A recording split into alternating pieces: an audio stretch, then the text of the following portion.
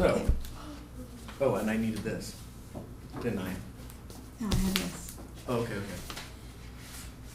So, hello everyone. My name is Dylan.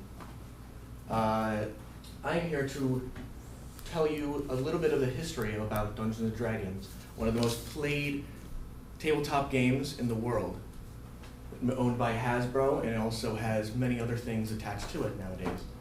So, first, we need to prepare for the adventure ahead. We need a character sheet, but right now we're going to start you with the basics. And then we need some dice for the chances that you may roll. And finally, some imagination, some fun, represented by our little friend SpongeBob there. Now, our friend Fred right here has some dice ready. And I have some for you. If some people would like to take some. Here you go. Ooh, and you can keep these. Would love your thoughts. You like one? Thank you kindly. Would you like one? No, thank you. Rob dropped his. Oh, you got it. Now we're just going to start you off with some basic statistics. We won't need to go into the details of that. Now to start off with, finally, after all the preparations have been made, from what I did on the survey, about 4 to 5 people answered, and only half of those people actually played D&D. Everybody has heard of it, but only half of them have played it in other games that are similar to it, like Skyrim, and watched movies like Harry Potter. So it seems as though not many people are informed of the history. But you can't have history with without a beginning. So let's start there. The beginning starts with this man, Gary Gygax. He is the creator of Chainmail and his more well-known younger brother that we're about to talk about today, Dungeons and Dragons.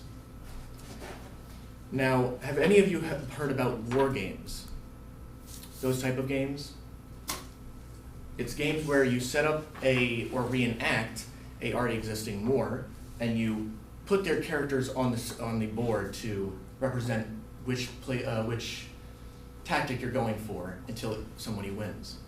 Some people may know it as Warhammer or other games like it. But this man was in love with them. So in love with them that he made his own, named Chainmail.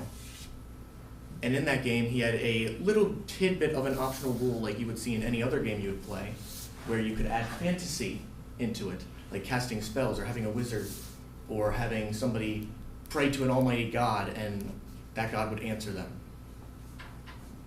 Now for anybody who has a dice, I would like you to take that dice and roll it once for me. And tell me what you get. 16, 19, 9, 10. Okay, so it seems like some of you were not prepared for the adventure ahead. But it seems like a lot of you were prepared to learn. Now, if you do not know, Dungeons & Dragons came out in the 60s or early 70s and was well known for its first edition, but this I have a picture of, is its advanced edition, which came out about 1 or 2 years later to improve upon what already came out. Now this is a common trait for the D&D series. That's not what we're talking about today. Give me a moment. Just wanted to remember what I'm about to say next. Now, in Dungeons & Dragons, you don't control the whole army, like in war games or Chainmail, for example. You actually control one little character that you get to create all yourself. You can make him a wizard like myself, or somebody who fights for their family, or somebody who just loves the sense of cooking for their friends, and making kings weep for their next meal.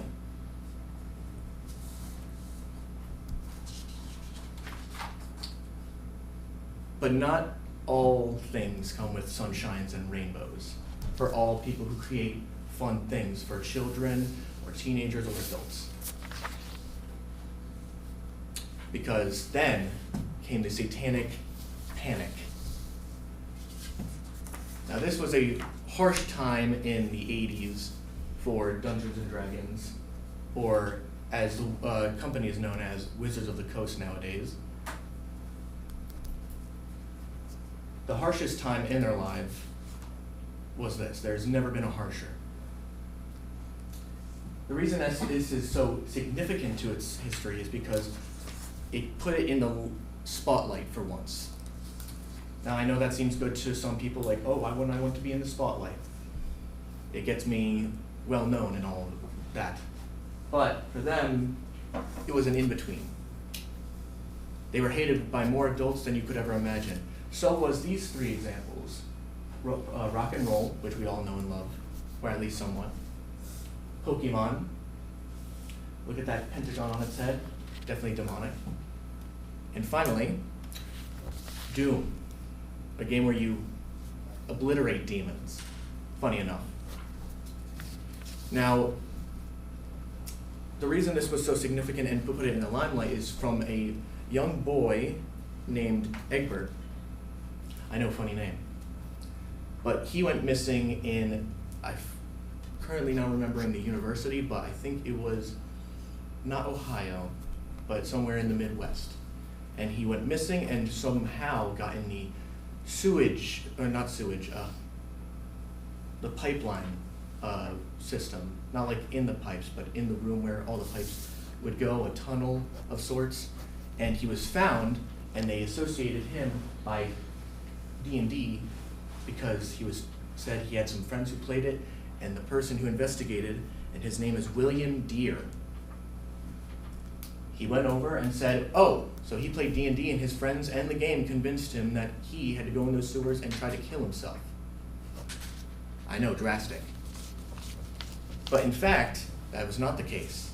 In fact, the little boy Egbert, who was only 16 years old, actually ran away from home and went to the east to get away from everything because he had a little bit of a dose of depression. Now, I think we all can imagine why, possibly, but we're not him. It actually gave us the movie Maze and Monsters, starred by Tom Hanks, which gives a small representation of what they thought happened. Now, the reasons they believe D&D had to do this, or had to do with demons, is casting spells, summoning and interacting with demons, which I've been playing it for 8 years, and I don't think I've ever talked to Satan myself. And finally, as I said, the James Egbert investigation. A harsh time in their life. Now, I believe we can all say that all of you can defend yourselves against any trouble that you put yourselves through. But next, I think we might need a roll again for your offense. 17. 6. 13. 4. 16. Some people may have not been striking well, but for the most part, the company struck and struck again until they finally broke through that wall. In the end, they fought through the Satanic Panic, the parents that hated them and didn't want their kids to play. They fought through bad movies, bad video games, bad additions. We never talk about the fourth. But in the end, the modern day 2023 edition of D&D is probably one of the most popular and well-versed. It lets people jump in whenever they'd like and learn. And it even gives its own edition of the newest video games and movies, such as, has anybody here heard of Critical Role? You? Oh, were you raising your hand? They are one of the top Twitch shows, a live streaming service for games. They are close to #1, and they make millions and millions of dollars just by playing tabletop games. Now, I don't know about you, but I don't think I could roll dice and make money. They also have their own animated show based off of their adventures called The Legend of Vox Machina, which I recommend. I think it's a very good show.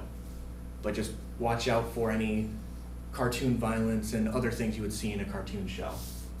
And finally, they actually have inspired some books of their own for the D&D game.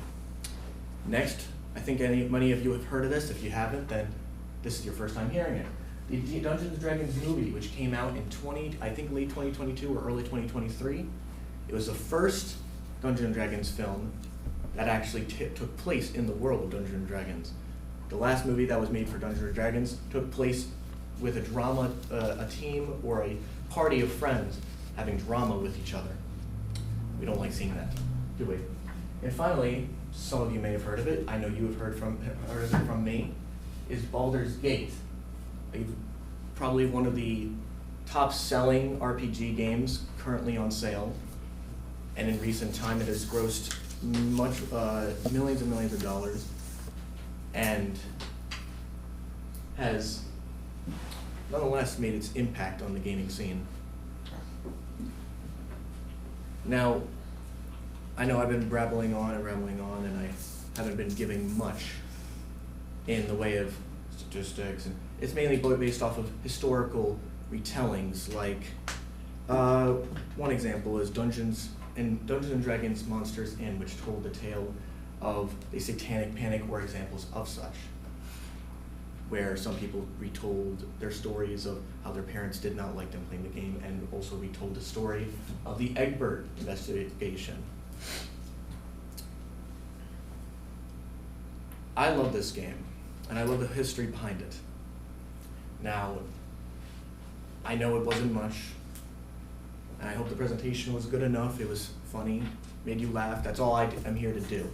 Increase your imagination, delve you into a little bit of the fantastical world that I love so much. But in the end,